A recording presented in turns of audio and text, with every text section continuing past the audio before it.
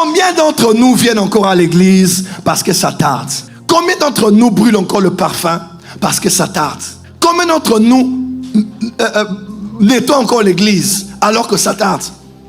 Combien d'entre nous sont encore à leur poste alors que ça tarde? Tout le monde aujourd'hui, surtout en France ici, bon, je suis fatigué, je réfléchis sur ma vie. Vous n'êtes pas des enfants de Dieu. Vous êtes des mendiants, des profiteurs de Dieu.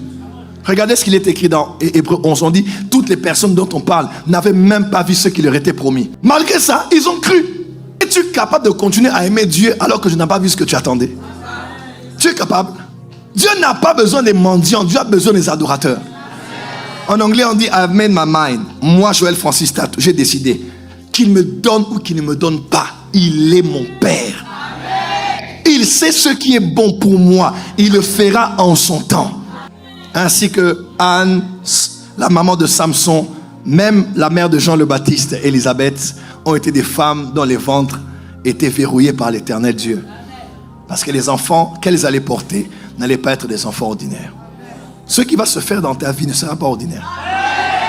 L'extraordinaire n'est jamais venu dans des circonstances ordinaires. Il faut qu'il y ait d'abord des problèmes avant que la gloire ne paraisse. Quand tu faiblis dans la foi, ouvre la Bible. Consulte les héros de la foi. Regarde la nuée des témoins. Ils ont souffert comme toi. Ils ont eu faim comme toi.